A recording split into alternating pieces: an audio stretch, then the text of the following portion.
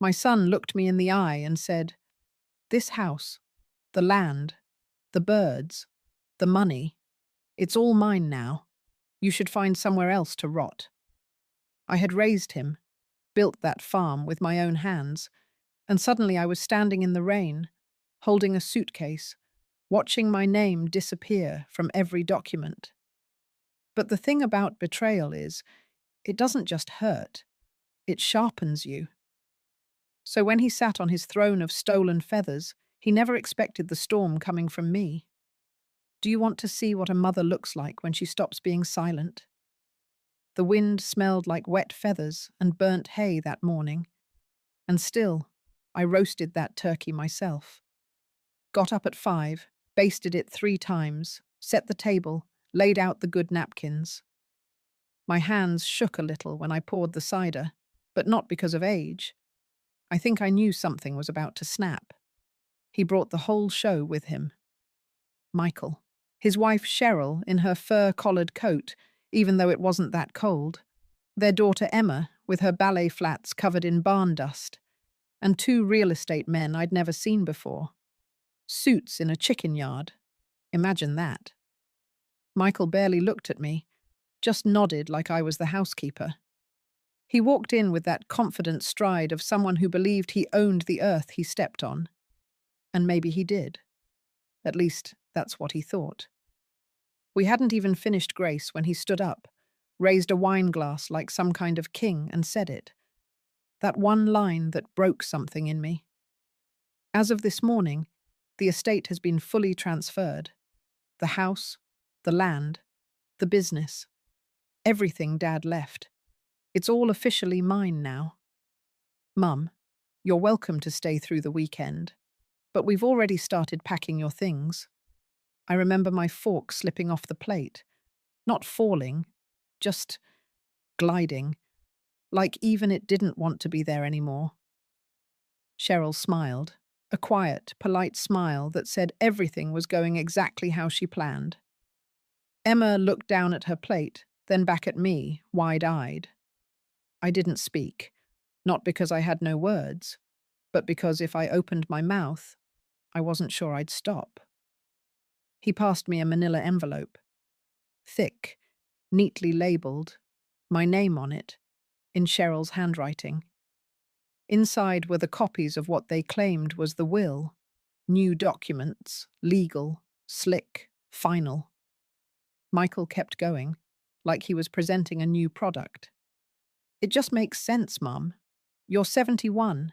The upkeep, the taxes, the workload. You've done enough. Time to step back.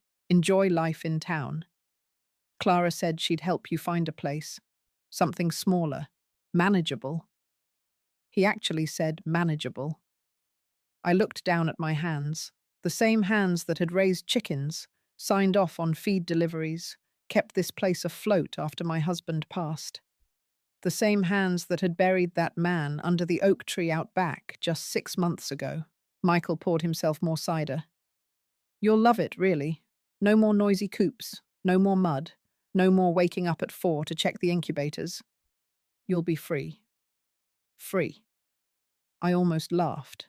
Free of my life, my land, my identity. Free of being inconvenient. Emma leaned toward me, almost in a whisper. "Grandma, I didn't know they were going to do this today." I didn't answer her, not because I didn't want to, but because in that moment, I wasn't anybody's grandma. I was just a woman being erased. I pushed back my chair. The sound of it scraped across the floor harder than I meant, but I didn't care. I looked Michael in the eye. That same boy I'd rocked to sleep during a tornado watch in '89. That same boy who cried when his first hen died. And I said one word. "All right." Then I stood, walked to the kitchen, took off my apron, folded it slow, set it on the counter, picked up my purse, the coat I always hung by the door, and I walked out. Behind me, no one said a word. Not Michael, not Cheryl, not even Emma. The gravel crunched beneath my feet. The wind pulled at my collar. The air smelled sharper than before, cleaner. I didn't have a plan. Not yet. Just motion. Just steps. Just distance between me and that house. Let me tell you something. Betrayal has a sound. It's not loud. It's not a scream. It's quiet, polished, dressed in your son's best button-up, poured into a glass with grace. I left that house with nothing but the clothes on my back and a name they thought they'd already deleted. But I wasn't gone. I was starting. If you're still here, still listening, thank you. Some of you have been through this, some of you will. And if you do, remember this. No matter what papers they wave in your face, no matter what tone they use, you are not finished. You are just rewriting the ending. I didn't go to a motel. I didn't wander around the streets waiting for a sign. I knew exactly where I needed to go. Clara lived 10 miles out, closer to the river. Her place sat on a sloped patch of land, cluttered with wind chimes and potted herbs that always looked like they'd just been watered. The kind of house that smelled like soup before you even opened the door. We hadn't seen each other in a few months, not since my husband's memorial. But I hadn't called ahead. I didn't need to. The porch light was on when I got there. I stood there for a moment, fists clenched in my coat pockets, unsure what to say. Then the door opened.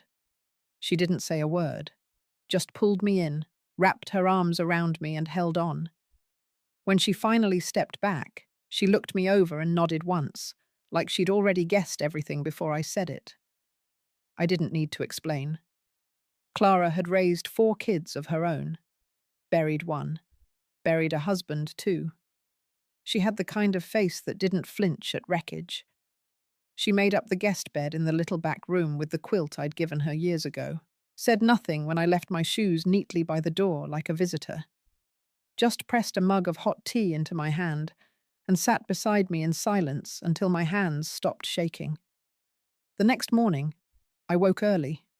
Not from habit. From something heavier. Like my body hadn't yet caught up to what my mind already knew. I found Clara in the kitchen, already dressed, the radio low in the background. She slid a plate of toast and eggs toward me and sat down across the table. I told her everything. I said it plain. No tears, no gasps. Just the facts. The envelope, the signatures, the lawyer's name I didn't recognize. The way Cheryl handed me the keys like she was handing off a rental car. Clara listened, didn't interrupt once. When I finished, she leaned back, crossed her arms and said, "You need to call Harold." Harold Denton had handled our land paperwork for decades. He was one of the last men I knew who still wore suspenders without irony and kept every receipt in a labeled envelope. My husband had trusted him. So had I. I said I didn't know if he was still practicing. Clara was already dialing. Of course he was. 2 hours later, we were in Harold's office. Same building, same smell. That old combination of legal pads and stale coffee. He blinked twice when he saw me, stood up too fast, and said, "I was wondering when you'd show up." Harold didn't need long to understand. He asked to see the documents Michael had given me.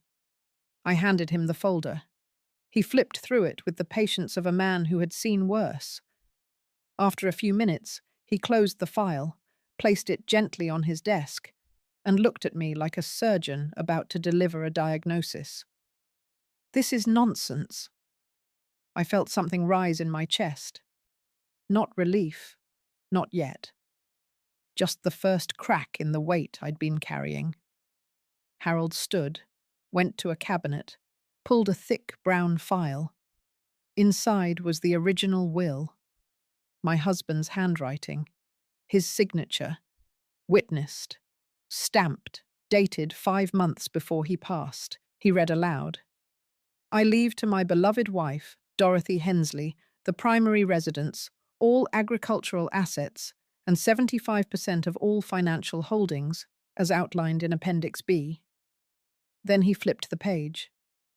I leave to my son, Michael Hensley, the remaining assets, totaling approximately $6 million, contingent upon his ongoing care and support of his mother. Harold stopped there. That word, contingent, it echoed like thunder in a quiet room. He leaned forward. Michael's claim is fraudulent. If he submitted a revised will, it's forged or outdated. You, Dorothy, are the primary heir, not only to the farm, but to nearly everything else. I didn't speak, not because I was shocked, but because something deeper was shifting, something hard, final. Harold continued. I'm filing for an immediate injunction to freeze all transactions tied to the estate. We'll contact the county clerk, the bank, and the property assessor. By end of day, Michael won't be able to lift a feather on that land without facing consequences. I looked out the office window. The sky was dull, heavy with clouds, but I felt something clearing inside me. Not joy, not vengeance, just clarity. Harold glanced down at the papers again. And Dorothy, there's something else. He slid a small envelope across the table. My name on it, my husband's handwriting. He said he wrote this the day he signed the new will, asked me to keep it sealed unless this kind of thing happened. I never thought I'd actually need it. I took the envelope but didn't open it. Not yet. Not there. Clara touched my arm, gently. We'll handle this. You're not alone. And for the first time in 24 hours, I believed her. I didn't cry in Harold's office. I didn't cry on the ride home either. Clara offered to drive, and I let her. Not because I couldn't, but because I needed to sit still and think. The envelope sat heavy in my lap, my name in my husband's handwriting, a quiet, curved D that had appeared on every birthday card and tax return for 47 years. I didn't open it at Harold's. That moment needed to be mine, alone. Back at Clara's, I went to the guest room, shut the door, and sat on the bed. The edges of the envelope were soft, slightly yellowed from time.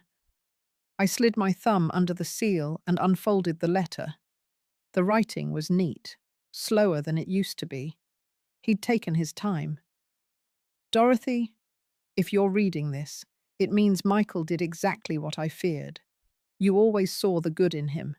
I saw the cracks. I rewrote the will because I didn't trust Cheryl.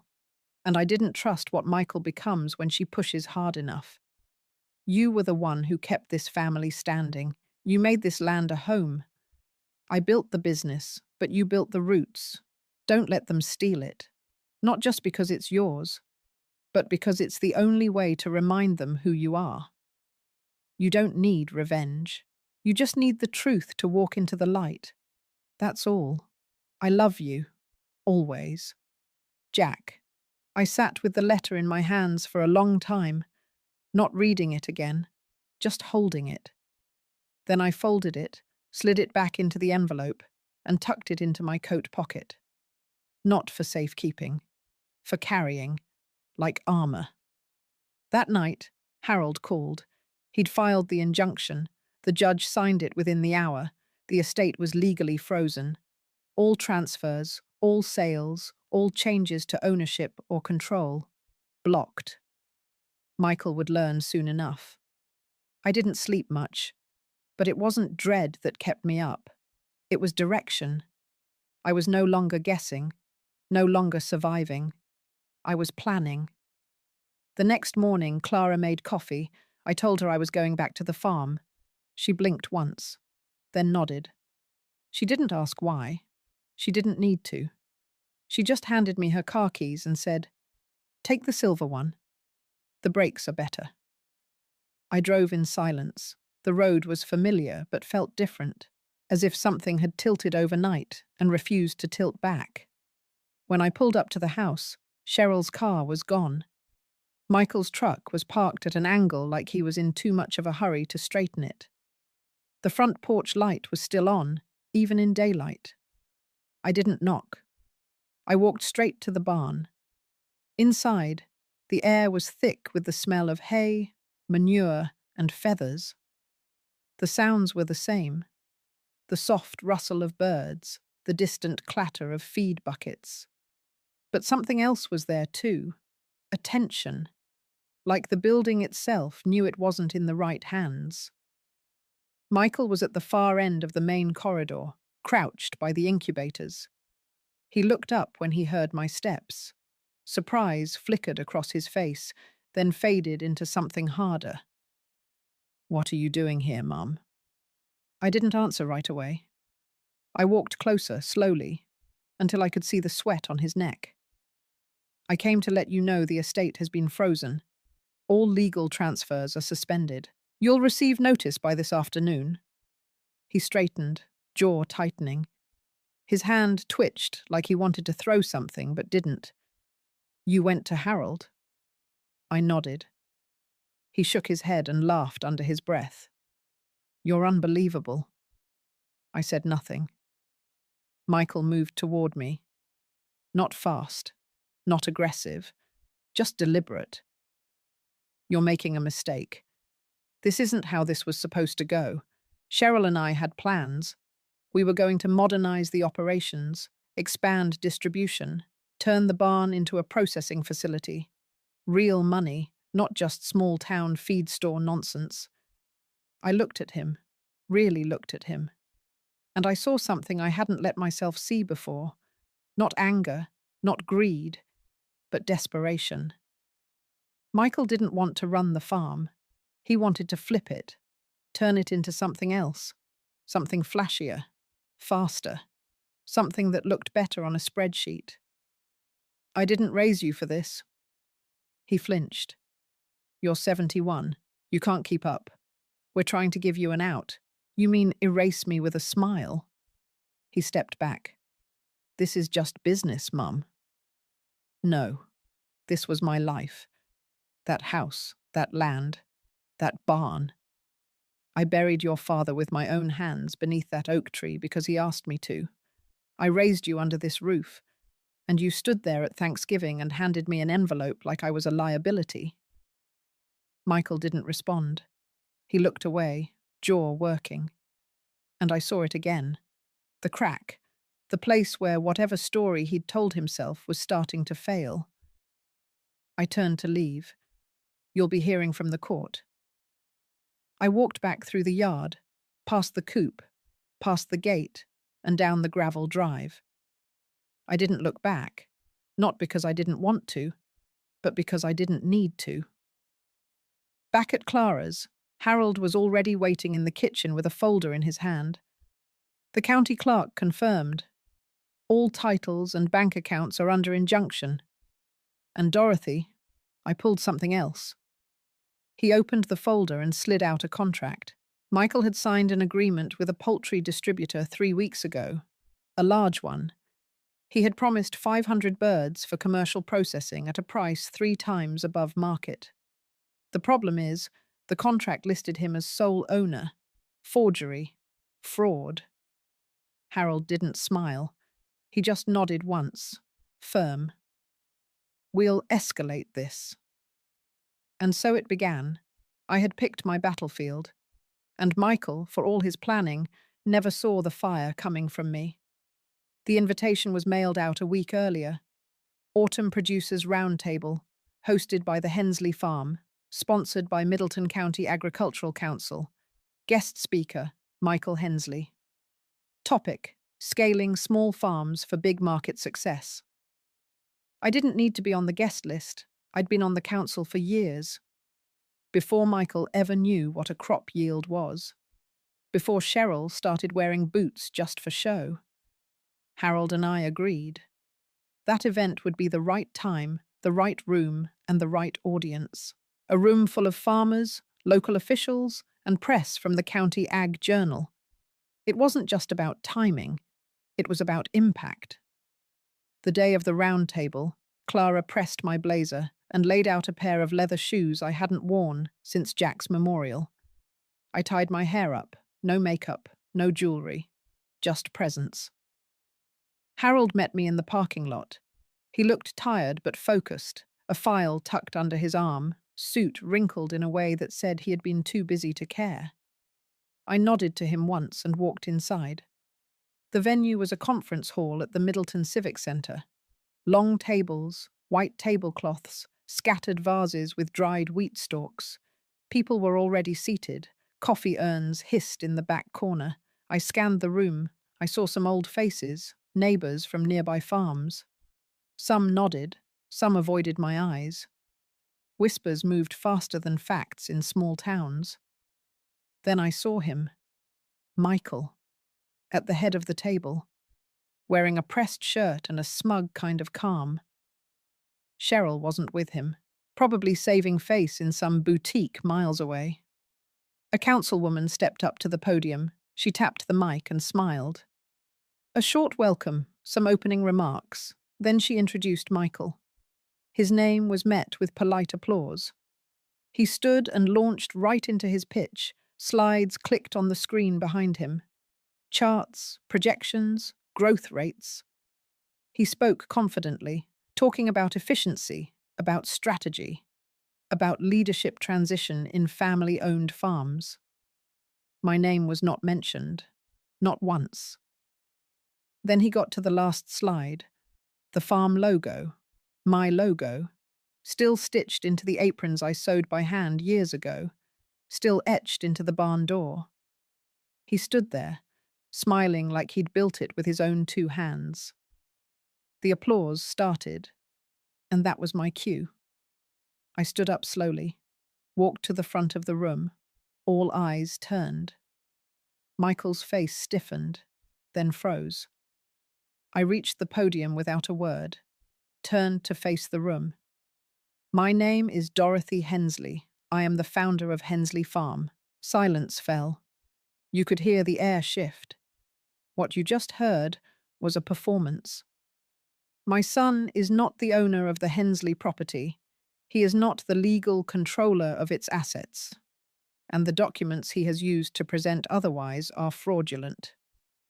There were a few gasps. One man in the back dropped his pen.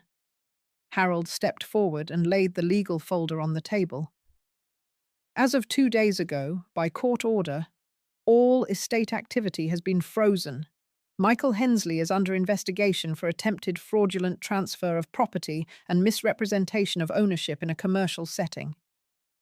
Michael tried to speak, tried to raise his hand. I kept going. This farm was built over 4 decades, through rain, loss, grit, and sacrifice. I buried my husband on that land. I built that brand. I handled every contract, every livestock tag, every broken fence post. I paused. Let it sink. Michael looked pale now. He shifted behind the table, fingers clenched tight. I turned back to the room. Some of you in here know me. Some of you sat at our table, ate our birds, sold us your feed. This man you just applauded tried to erase me from what I spent a lifetime building. Harold stepped beside me and opened the folder. Here is the original will, signed, notarized, filed with the county. It names Mrs. Hensley as the primary heir of all agricultural and residential assets. Any document claiming otherwise is null and void. Whispers turned to murmurs, chairs scraped the floor. People looked at Michael, then back at me. I looked at my son. You didn't just steal, Michael, you tried to do it with style. You practiced the script, you suited up, you smiled and posed and made people believe you were born ready for the crown. But you forgot one thing. I built the kingdom. And then I walked off the stage. Michael didn't follow. He didn't speak. He didn't even pack up his materials. Just stood there, frozen, as Harold handed out copies of the injunction to the council leaders. Outside, the air hit cooler than I expected. Clara was waiting by the door. She handed me my coat without a word. In the car, we said nothing. There was nothing to say.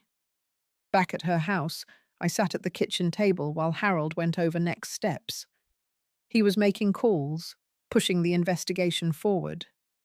The poultry distributor had already responded. Their legal team was requesting a statement. They wanted to know if Michael's contract was enforceable. It wasn't. His accounts were being reviewed. Any attempt to withdraw funds under the name of Hensley Farm would be flagged. Harold said the storm had started, and now it had momentum. I sat with my tea, stared at the wood grain in the table, thought about the silence in that conference room after my last sentence. Not everything needed yelling. Some things just needed to be said plainly. And that was the moment I took back what was mine. Not by force, but by standing still while my son collapsed under the weight of his own pretense. By the time the sun came up the next morning, the silence had turned cold. I stood in Clara's kitchen with my hands wrapped around a mug of weak coffee, watching the wind move through her backyard like it was clearing space for something new. Her house always felt still, but now it felt sharp, like something had shifted in the air, something permanent. Harold called just before 7. His voice didn't carry emotion, but I could tell he was moving fast. He said the poultry distributor had officially terminated Michael's contract. They flagged it as a breach. Fraudulent misrepresentation. He used forged documentation to back his claims of sole ownership. That was all they needed. Harold was already coordinating with the county clerk to ensure Michael couldn't reverse anything. Not that it mattered. The bank had been notified. The primary business account was under full review. The branch manager froze it before the system could process any large withdrawals. Payroll stopped. Automatic drafts cancelled. By 9, the first truck pulled up to the farm to repossess the feed storage units Michael had leased in my name. They had my signature on a scanned PDF. I'd never signed anything. Harold said it was textbook, that Michael had been too confident, too fast, that the arrogance always leaves a trail. The second truck came at 10, this one from the insurance carrier. They were conducting a site inspection, trying to confirm details in the new policy Michael had taken out 2 weeks earlier. He'd attempted to insure the property under his name only, anonymously increased coverage by over 30%, likely expecting a payout if anything went wrong. By noon, Cheryl's name showed up in Harold's inbox. Her lawyer had submitted a separation notice. Quiet. Clean. She'd listed irreconcilable betrayal. That was rich. But none of that surprised me. Not even the speed of it. What caught me off guard was the voicemail from Emma's school. The counselor wanted to confirm that Emma would be staying with Cheryl's sister in Ohio until things calmed down. Apparently, Emma had broken down in class. The school had to call someone to pick her up. I didn't listen to the full message. I couldn't. My hand started shaking halfway through, and I just set the phone down and walked outside. Clara found me on the back steps, staring out at the frost collecting along the edges of her herb garden. I hadn't said a word for nearly half an hour. She didn't ask anything, just sat next to me and handed me her coat. Not to wear, just to hold. When I finally spoke, I told her the truth, that winning didn't feel like I thought it would. That watching Michael fall apart this fast felt less like justice and more like watching a house you built burn down with no sound. She said nothing, just sat beside me like a stone. I went back inside and poured myself more coffee I didn't want. Harold arrived just after 1 with a large envelope. He laid it on the table, removed his coat, and opened the file like it weighed more than paper. Inside was a full list of the financial damage: frozen assets, cancelled contracts, potential criminal charges. Cheryl's name had been removed from 3 joint accounts. Michael's credit lines had been locked. His real estate license, still technically active, had been flagged by the ethics board. Harold read the last line. Michael Hensley is now considered a high-risk account holder in 3 banking systems. I sat back in the chair, not shocked, just tired. Harold said the press would pick it up within a day or two, local stations first, then maybe a blip in the regional news. The agriculture community was small, word moved fast, no need to issue a statement. The documents spoke for themselves. I asked Harold if Michael knew the full scope yet. He said probably not. That most men like Michael don't understand. They've lost until the room goes silent around them. I didn't speak again for a while. Then I asked Harold what the next step was. He said there was still the matter of the contingency clause in Jack's will, the one that kicked in if Michael failed to meet his obligation to care for me after Jack's death. Technically, Harold said, by falsifying ownership and evicting me, Michael had violated that clause beyond repair. I asked what that meant in plain terms. Harold said it meant Michael was now fully disinherited, that his 10% would be legally transferred to me within weeks. No challenge possible. He then reached for a second envelope, this one thinner. Inside was a document Jack had signed 6 months before he died. A quiet amendment to the estate. It stated that if Michael attempted to override the original will or engage in fraudulent acts, the 10% would not come back to Dorothy alone. It would go into a public trust fund under her control, a fund reserved for agricultural programs for women over 50. I read the document twice. Harold said Jack came to him in confidence, said he had seen enough signs in Michael to worry. He didn't want the money destroyed. He wanted it repurposed. I didn't cry. I just sat there, holding the file, thinking about how my husband, flawed, proud, secretive as he could be, had chosen to protect me after he was gone. Not just me. Something bigger. Something that could grow. I told Harold I needed time to decide how to proceed. He nodded, said the papers would wait. That night, I walked the length of Clara's yard barefoot.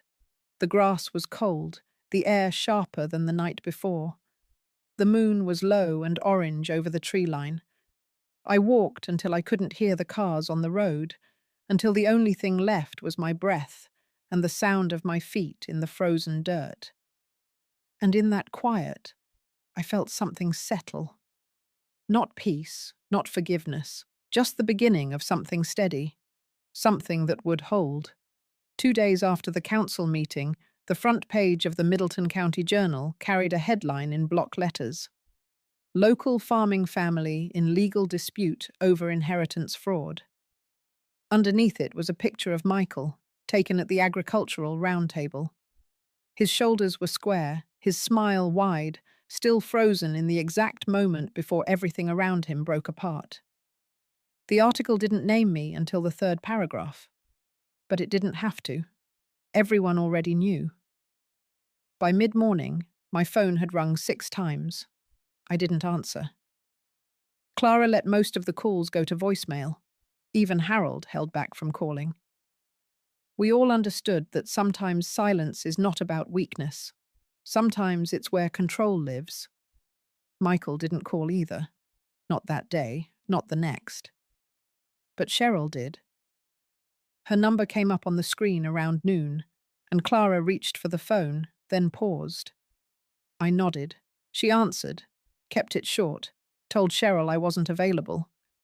Then she hung up and slid the phone across the table. I sat in the same chair I'd used for coffee every morning since I left my house. This time, I was drinking tea. The mug had a small chip in it, but I liked it that way. It reminded me of things that had survived even after being damaged. Later that afternoon, Harold arrived with another envelope. His visits had become predictable. Each one carried a new piece of the aftermath. This time, it was a formal notice. The poultry distributor had filed a complaint against Michael for breach of contract. They were seeking damages for lost product and reputation. It wasn't just a civil issue now. If enough parties filed together, it could become a matter for the district court. Harold laid the paper flat on the table. They're also pursuing a clause that states if any misrepresentation is proven, the violating party can be banned from future contracts for a minimum of 10 years. That would cut Michael off from every regional supplier he's ever worked with. It would mark him not just as reckless, but as untrustworthy. Harold paused.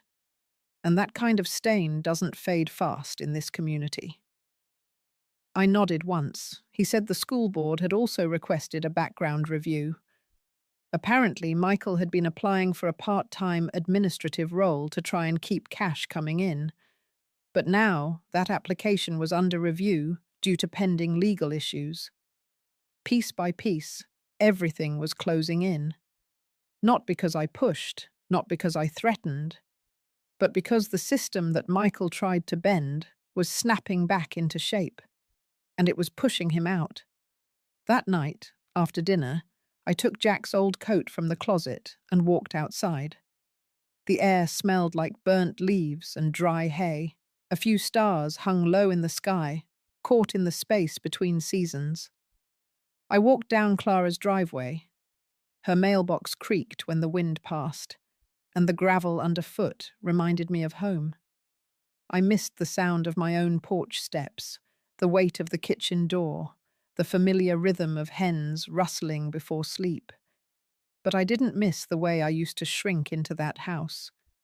I didn't miss how invisible I'd let myself become under the shadow of people I raised. I sat on the bench beside the road and closed my eyes. Let the night settle. Let the cold remind me I was still alive, still rooted, still here. The next morning, Clara handed me an envelope that had arrived by post.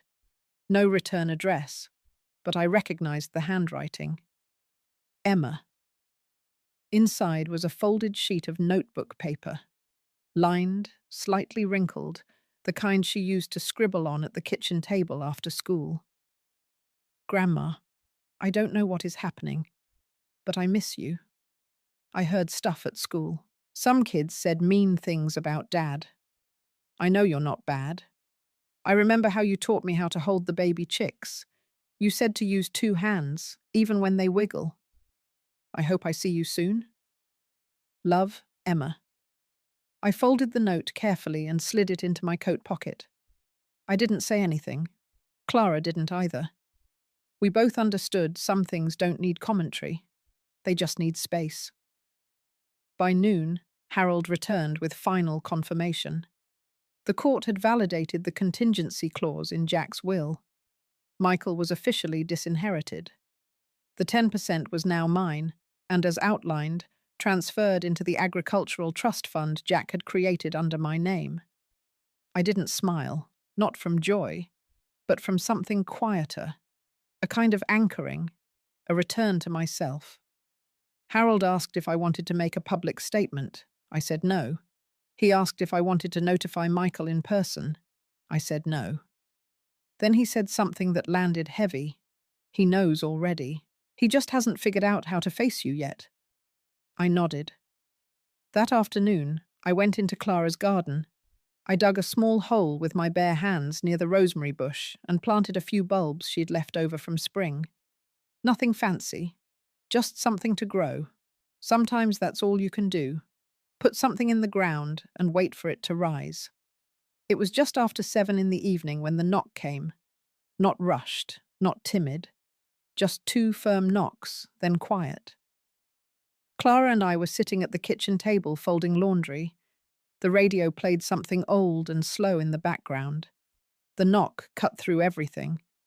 I knew who it was before I looked up. I stood, walked to the door, opened it. Michael stood there, hands in his coat pockets, eyes dull, jaw tight, like he hadn't slept. His clothes were neat, but wrinkled in places that told me he'd worn them for more than a day. Behind him, the last of the sunlight clung to the tops of the trees. He didn't speak. I didn't either. Not right away. I stepped aside and let him in. He walked with the careful quiet of someone who knew they no longer had the right to move freely. Clara stood without a word and left the room. Just me and him now. He sat at the table where I'd had every conversation with Harold, where I had read Emma's note, where I had unsealed the letter Jack left behind. He looked smaller than I remembered, but maybe it was me who had grown. I didn't sit. He cleared his throat. His voice cracked when he finally used it. Everything's gone. The accounts, the contracts, the truck. Cheryl left, took her name off everything and went to her sister's. He paused, searching my face for something. I gave him nothing. Emma doesn't want to talk to me. She won't answer my messages. Still, I said nothing.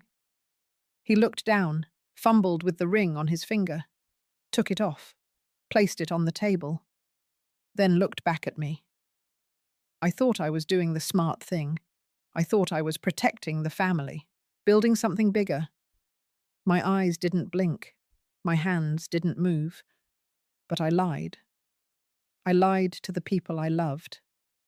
I lied to myself. And I hurt you. I waited, not to make him squirm, but because silence sometimes says more than anger. I was raised to believe that you build legacy through ambition, that the ones who push the hardest win, that waiting makes you weak. He stopped, looked down again. But you didn't push. You didn't yell. You didn't curse. You just stayed still and let everything unravel. I walked to the sink, poured a glass of water, sipped it slowly. Then I turned. You did more than lie, Michael. His eyes lifted. You looked me in the face and took what was mine. You smiled while doing it. You handed me an envelope like it was a party favor. You did not protect the family. You tried to erase it. He nodded once, quietly. I don't expect forgiveness. Good. I sat down. My voice was steady. You made choices. You layered those choices with charm and confidence. You used paperwork like weapons.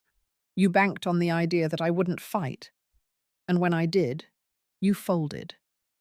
He didn't argue, didn't defend himself, just stared at the wood grain of the table like it might open up and swallow him whole. I continued, I want to make something very clear. You are not the man your father wanted to leave this to. That's not an insult. That's the truth. He saw it. Before I did. He warned me. I didn't listen. I believed you would grow into it, that the weight of responsibility would shape you. It didn't. It crushed you. Michael blinked hard. His jaw clenched, but he still didn't speak. I stood again. You are my son, and I will always hold that truth in my bones. But you are no longer part of this legacy.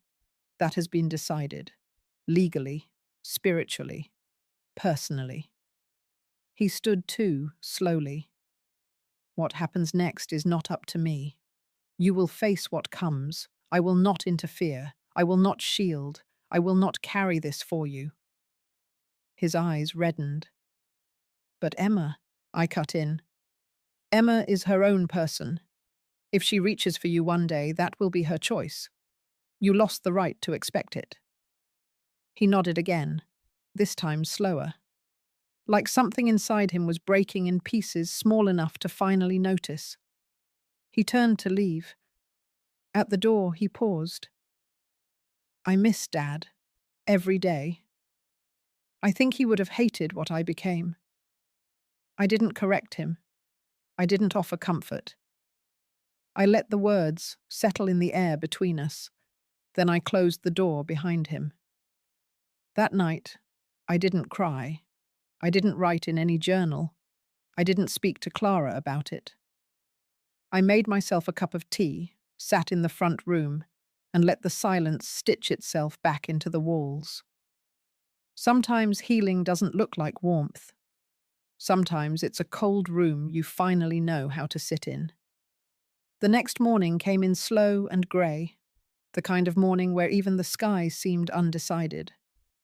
I woke before Clara, sat by the window with a blanket draped over my shoulders, watching the bare branches bend against the wind. For the first time in a long while, I didn't feel the need to rush. No roosters, no feed buckets, no checking heat lamps or calculating hatch cycles.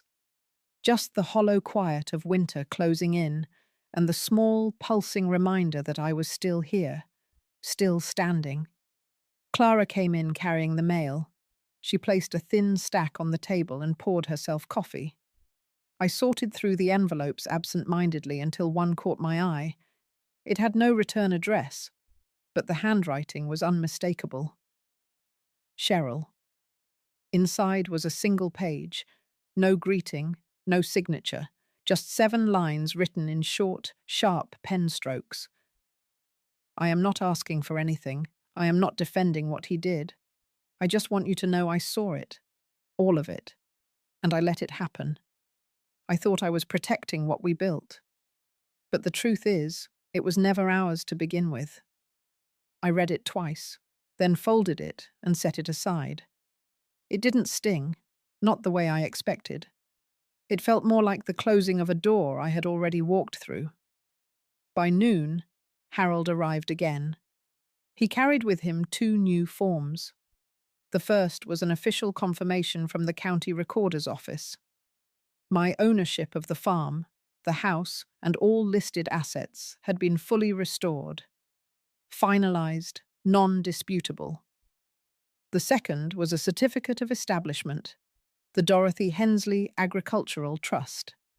Active, funded, structured to offer microgrants and training programs for women over 50 pursuing late-life farming ventures. Jack's quiet amendment now had a name and a legal body. Harold set the paperwork on the table and said nothing for a while. We both sat in the kind of silence that only happens when a battle is over and there's no need to clean the weapons anymore. He finally spoke. I was wrong to think you wouldn't fight. I didn't answer. I didn't need to. Later that afternoon, Clara helped me carry my things to the truck. She moved slower now, one hand on her hip, the other always steady. When I hugged her, I could feel how tightly she held on. Not because she was afraid to let go, but because she knew exactly what it meant to do so. I drove back to the farm as the sky started to dim. The gravel under the tires sounded different, louder. Like the land was clearing its throat, remembering my weight. When I pulled into the driveway, the house stood the same. The porch light still hung slightly crooked. The screen door squeaked on its hinges. The siding could use paint. But it was mine again, entirely. And for the first time in decades, I could feel that truth in my bones. Inside, I walked through each room slowly. The kitchen still smelled faintly of rosemary and wood smoke. The hallway was lined with picture frames, some tilted, some empty. I paused in front of one, Emma at age 7, holding a chick in both hands, her eyes wide and serious like she was cradling the world. Upstairs, the bedroom had been stripped down. No linens, no signs of life. I stood at the edge of the doorway and didn't cross it. Not yet. Instead, I went out back. The coop was still intact. The birds rustled when I approached, then settled again once they recognized the sound of my steps. I stood there, hands on the rail, breathing in the scent of feathers and straw, and I let the silence hold me. That night, I didn't unpack everything. I left some boxes in the truck. I lit the fireplace and sat in the armchair by the window. I made a cup of tea, let it cool beside me, and watched the fire burn low. Around midnight, I opened the bottom drawer of the hallway cabinet, the place Jack used to keep important papers he didn't trust to go anywhere else. Tucked behind a manila folder was a leather-bound notebook I hadn't seen in years. Inside were handwritten notes, soil tests, equipment quotes, seed schedules. But at the back, in Jack's sharp lettering, was a list I had never read. Title: If Dorothy ever takes the farm alone. The list included contacts, a contractor, a vendor in Iowa who sold refurbished equipment, a woman named Nancy who ran a grant program in Missouri, notes on tax credits, a detailed budget with my name at the top. I closed the book and rested my hands on the cover. He had planned for this, not as a punishment, not as a fear, but as a possibility. In the morning, I'd call Nancy. I'd go through the contacts. I'd walk the property line and begin again, on my own terms. But for now, I just sat there, letting the flames crackle and the night press against the windows. The house was quiet, but for the first time it wasn't heavy. It was waiting. The breakfast invitation came folded inside a blue envelope, hand-delivered by a council courier. Middleton Rotary Club, monthly community breakfast. It was nothing formal, just eggs, coffee, and updates about zoning permits or youth scholarships. They'd always held it in the basement of the Methodist church, chairs half filled with familiar faces. I used to bring muffins. Jack would pour coffee. It was quiet, reliable, steady, like a heartbeat. But this time, they listed me as the closing speaker. No one asked, no one explained. They just expected I'd show up and say something. Clara called that morning to check in. I told her I was going, told her I wasn't bringing a speech. I didn't need one. Everything I had to say had been stitched into me over years of silence. I wore the same coat I'd buried Jack in. The hem was coming loose, and I didn't bother fixing it. The church basement smelled like scorched coffee and metal chairs. The tables were lined with plastic flowers and laminated signs. People nodded, smiled too quickly, eyes darting away once I looked back. Michael wasn't there. Neither was Cheryl. I didn't expect them to be. Emma was, sitting between two school volunteers, picking at a biscuit. She looked thinner, older, like she'd stopped smiling in photographs. When it came time, I stood, walked to the front of the room, set my hands on the podium, and waited for the noise to fall away. I didn't begin with a thank you. I began with a name. I am Dorothy Hensley. This land, this name, this work. It did not come to me gently. Some people think legacy is a thing you inherit. A deed, a trust, a business, a house with a history. They think it passes cleanly like a baton. But that's not true. Legacy is not what you're given. It's what you hold on to when everyone around you tells you to let go. My son thought he could reassign my life on paper. He thought if he wore the right shirt and spoke with confidence, no one would question the story. He underestimated what it costs a woman to be invisible for decades and then suddenly not be. I paused. A chair creaked. Someone coughed. When Jack and I built that farm, we had nothing but a loan and a pickup that stalled in the cold. We didn't build it to sell. We didn't build it to impress the bank. We built it to survive. Then we built it to stay. So when someone, no matter how close, tries to take that, they're not just stealing property. They're stealing memory, intention, the blood in the floorboards. And I don't believe in watching quietly when that happens. The room was quiet now, utensils set down, cups untouched. I kept going. What happened to my son is not a tragedy. It's a correction. The system responded because it had to. The community responded because it watched. I responded because if I didn't, I would have been complicit in my own disappearance. I turned slightly toward Emma without calling her name. We raise children to believe in fairness, but we don't always show them what it looks like. I chose to show it now, not when it was easy, but when it mattered. When I finished, I stepped away from the podium, walked back to my seat, and folded my hands in my lap. No one clapped, no one spoke, but no one looked away. After the event ended, People began to trickle out in twos and threes. Some touched my shoulder gently on their way past. Others didn't, and that was fine too. Emma approached last.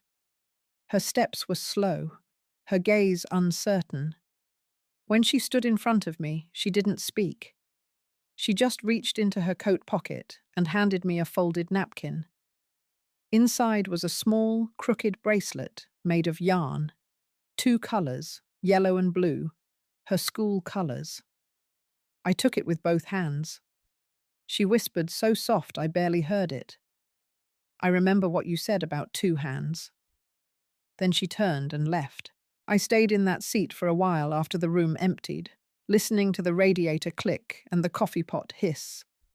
The silence no longer unsettled me. Later that afternoon, I returned to the farm, walked the perimeter, took notes on repairs.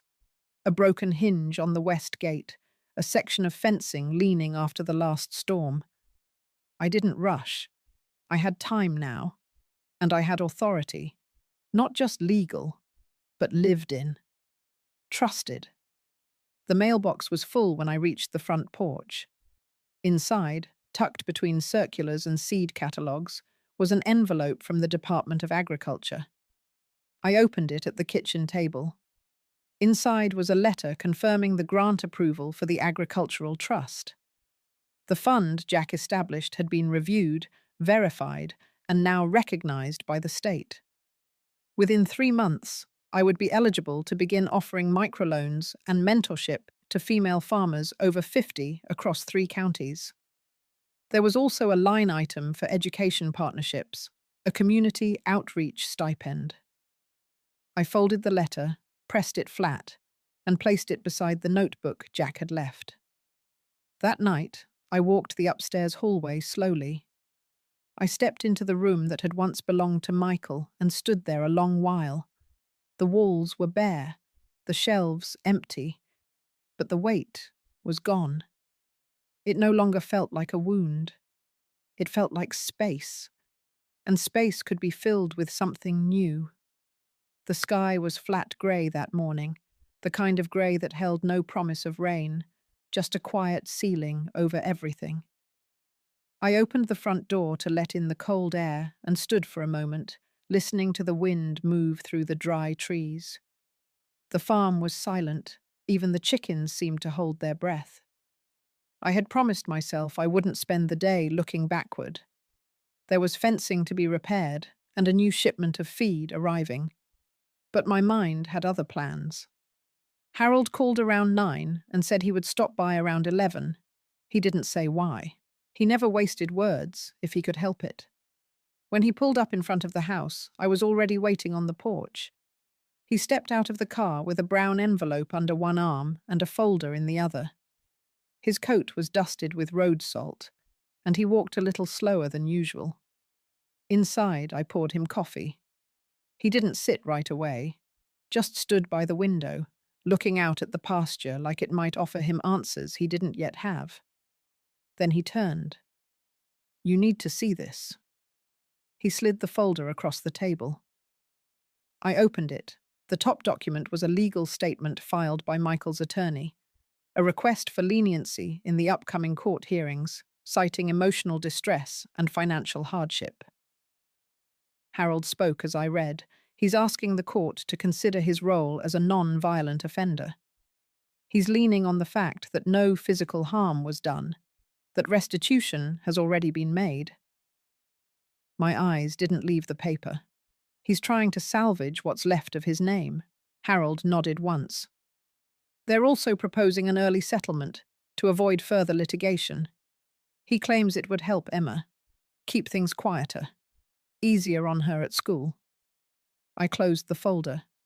Not with force. Just enough finality to make it clear I was finished reading. What he wants is for this to disappear quietly, so he can begin reshaping the story, so he can start fresh without carrying the weight of what he did. Harold sat down then, leaned forward, elbows on his knees. "It's your call. You don't have to respond. But they want to schedule a mediation. Off record. No press. Just you, him, and legal reps. I let that settle. I didn't speak right away. I stared at the table, at the scratches along its surface. I remembered every dinner Jack and I had shared across it, every late-night cup of tea, every argument and apology. It was where we had built a life out of small, ordinary moments. Finally, I spoke. I'll go, but not to negotiate. Harold didn't ask what I meant. He didn't need to. The meeting was scheduled for 3 days later at a neutral office downtown. I drove myself, wore the same black sweater I'd worn to Jack's memorial. Not out of mourning, but because I didn't want to be distracted by appearances. The room was clean and sterile, long table, 4 chairs, 1 window with frosted glass. Michael sat across from me, his lawyer beside him. Harold sat to my left. Michael looked worse than the last time I saw him. Thinner, paler, like every part of him had been drained of the performance he once wore so easily. The mediator, a soft-voiced woman in a beige blazer, welcomed everyone and laid out the ground rules. Confidential, voluntary, respectful. Michael's lawyer opened with a statement. Words like regret and misunderstanding floated in the air. There was mention of generational strain and misguided decisions. No one said the word fraud. Then Michael spoke. His voice was flat, practiced. I made mistakes. I got overwhelmed. I let fear and pressure control my judgment. I hurt my mother and damaged the family's reputation. I accept that. I said nothing. He continued. I'm not asking for forgiveness. I'm just asking for the chance to begin repairing what I broke. Still, I said nothing. Then the mediator looked to me, asked if I had anything I wished to say. I leaned forward slightly, hands folded. You tried to erase me. You took a life I had built with my bare hands and decided you knew better. You didn't just take money. You didn't just take land. You took breath. You took voice. You replaced it with your signature. Michael looked down. You handed me an envelope and called it kindness. You packed my life into silence and called it efficiency. His lawyer shifted in his chair, but I kept going. What you call fear, I call calculation. What you call pressure, I call choice. You chose to push me out. You chose to lie. You chose to believe that I would go quietly. I stood then, not quickly, just fully. And now you want to skip the consequences. You want a shortcut through accountability. You want to start over without standing in the wreckage long enough to feel it. I picked up my coat. There will be no agreement today. There will be no soft ending. Then I left. Back in the car, I sat for a long while before starting the engine. The sky was beginning to clear. The light outside was cold, but honest. Back at the farm, I found Emma's bracelet still sitting on the table where I had left it. I picked it up, ran my thumb over the yarn. Then I placed it on the windowsill, where the morning light could find it each day. Some truths don't need to be spoken again. They just need to be remembered. The letter came 2 days after I walked out of the mediation room. No envelope, no postage. Just a single page left inside my mailbox, tucked between feed store coupons and a utility bill.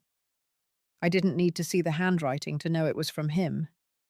He didn't write, "Dear Mum." He didn't sign, "Love, Michael." It was one of those hollow notes that tried to sound sincere, but avoided every word that carried real weight. He said he respected my decision, that he hoped in time things could be different, and that Emma was asking about me. I folded the letter and threw it into the wood stove without a second thought. It was mid-afternoon when the phone rang. Harold again. I almost didn't pick up. But something in me knew it wasn't about legal papers this time. You might want to sit down, he said. Michael's assets are frozen, and the feds are circling closer than anyone expected. The offshore accounts you flagged with the firm, they were real, and they were dirty. I didn't speak. It's moving fast now. His wife's already been questioned. There's talk of a second round of indictments, not just fraud. Tax evasion, money laundering, the whole pile. I thanked him. Then I stood at the kitchen sink, washing the same mug I'd used that morning, my hands moving slowly, rhythmically, as if they remembered something my heart wasn't quite ready to feel. That night, I cooked myself dinner, not out of hunger, but out of something deeper. I set the table for one, a roast chicken, roasted carrots, and warm bread I'd made earlier that morning. I poured a glass of Jack's favourite red, even though I rarely touched wine anymore. It wasn't a celebration. It wasn't even a victory lap. It was something quieter, a reclaiming of space. The next morning I drove to the old schoolhouse where the town held community meetings. I hadn't been back in years. The hall was mostly empty, save for a few volunteers and a board with upcoming events. I added a notice to the cork wall by the coffee pot. Free skill classes for women over 55. Budgeting, farming, legal basics, free of charge, no registration needed. I didn't put my name on the flyer. I didn't need credit. Back at the farm, I walked the fence line again. The air had shifted. It wasn't just colder, it was sharper, like it carried news on its back. The wind didn't whisper anymore. It declared. By Friday, the local paper carried the headline, "Former city planning advisor under federal investigation, real estate scandal linked to fake trust holdings." A picture of Michael outside a courthouse, his hand shielding his face. I studied it without emotion. Emma came by that afternoon. She didn't say much at first, just hugged me longer than usual. Her eyes were clearer than they had been in weeks. She looked taller somehow. "I saw Dad's picture in the hallway," she said quietly. "I forgot he wore suspenders every day, even with jeans." We both smiled at the memory. Then she pulled something from her coat. A bracelet. Not the yarn one. This one was silver, with her name etched in small cursive letters. She placed it on the table. "For the next time I forget who I am." I didn't cry, not in front of her. I waited until after she left. That night, I wrote my first letter to her. Not a reply, just a beginning. I told her the truth about her father. The truth about how hard he had worked to keep this place alive. I told her about the day he let me sign the final loan document myself, even though it scared me. Because he believed I should stand next to him, not behind him. I told her about her own birth, about the first time I held her, and how even then I felt something in her bones that told me she would never be small. I placed the letter in an envelope and tucked it inside the old bread tin on the pantry's top shelf. She would find it someday, when she was ready. The next morning, Michael came. He didn't knock. He didn't storm in. He just stood at the gate, outside the fence, as if he already knew he didn't belong on the land anymore. I stepped onto the porch. He looked smaller than I remembered. Not thinner, just reduced. "Mum, I need—" I raised my hand, not to silence him, but to stop the cycle before it began again. No more performances, no more pleas. He paused. I watched everything fall. I saw the articles. I saw what they said about me, about the accounts, about the fake companies. His voice cracked. "I'm not asking for your forgiveness." I waited. I just wanted to say I'm sorry, for all of it, for the money, for the lies, for throwing you out like you were disposable. I looked at him for a long time. Then I turned, walked back inside and closed the door. I didn't lock it, but I didn't open it again either. Sometimes healing doesn't look like reunion. Sometimes it looks like letting the silence settle, just long enough for both people to hear themselves. That night, I made a fire. Sat on the porch with my old boots and a wool blanket Jack had once bought at a roadside stand. I didn't think of vengeance. I didn't think of headlines or trials or justice. I thought about a life rebuilt, one choice at a time. Not a second chance, just a real one. I didn't look at the invitation when it first arrived. I let it sit for days, unopened on my kitchen table. Ivory cardstock, gold lettering, my full name printed at the center like it still meant something to him. You are cordially invited to the Griffin Ranch Centennial Celebration. Centennial. The very word used to stir pride now tasted bitter. It had been my life's work, and then it had been the stage for humiliation. But something inside me, not revenge exactly, just resolve, told me I needed to go. Not to reclaim anything, but to let the past see me standing, unbent. The morning of the celebration, I chose to wear blue, not the somber navy I had worn to my husband's funeral. A vibrant blue, like the early morning sky over the pastures. I pinned my hair back, slipped on the silver bracelet my sister gave me when we turned the first profit on our turkey harvest, and walked outside. The air smelled of hay, fresh wood, and something new. My driver, a kind woman named Terry, who'd been working with the non-profit, greeted me with a wide smile and open door. When we pulled up to the ranch, it looked different, cleaned up, flashier, more commercial.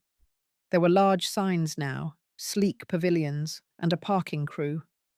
But beneath the gloss, I could still see the bones of the place. My fingerprints in every fence post. People turned when I stepped out. Some nodded, some whispered, and I kept walking. Inside the main barn, turned event hall, there were rows of folding chairs, a platform stage, and banners that read, "Honoring 100 years of Griffin legacy." There he was, my son, slouched in his blazer, hair too carefully tousled, glancing at his phone until he noticed the hush that followed me. He stood, eyes wide, unreadable, then forced a smile. Too slow, too sharp. "Mom," he said through clenched teeth, stepping toward me. I nodded, gave him a look that held no anger, only memory. I walked past him and took my seat in the front row. The event began with music, then a local news anchor reading a brief history of the ranch. None of it was wrong, but none of it felt true. Then they introduced the keynote speaker. To everyone's surprise, it wasn't Owen. It was Alice. Alice, the woman from the board of the Rural Women's Coalition. Calm, poised, but her words cut like glass. This ranch was built not just with sweat and labor, she began, but with the vision and unrecognized genius of a woman who stood through drought, economic collapse, and family betrayal. Today, we don't just celebrate 100 years. We correct the record. She turned toward me. "Mrs. Willa Griffin, would you please join us on stage?" A slow gasp moved through the crowd, like wind through dry grass. I rose, knees steady, breath quiet, and walked up. Alice stepped aside. I stood behind the podium. I was told once that I was too old to be needed, that my time had passed, that a woman like me had no place in what comes next. I paused. But here I am. The applause that followed wasn't loud. It was long. Owen didn't clap. He stood, then walked outside. And I knew what would come next. The next morning, I signed the last set of papers. Griffin Ranch was no longer owned by my son. It was now fully transferred to the Griffin Women's Land Stewardship Foundation, an initiative that had already received backing from 3 other major farms and a federal grant for community development. The board had voted. His mismanagement, his tax evasion, his unauthorized construction, it had all come to light. Quietly but firmly, he was removed. He didn't come to the final meeting. He didn't respond to the email from the state board. But that night, he showed up at my door. He didn't knock, just stood there. Shoulders slumped, eyes red, face thinner than I remembered. "I messed up," he said. I waited. I thought I could fix it, make it something bigger, faster. But I broke it. I broke everything. I opened the door wider, told him he could come in. I made tea. We sat in the same chairs that once held our late-night brainstorming sessions. "I know you don't forgive me," he said, not looking up. "I'm not here for that," I replied. He nodded. We talked for hours, not about the ranch, about childhood, about his father, about what it means to lose something you thought you owned.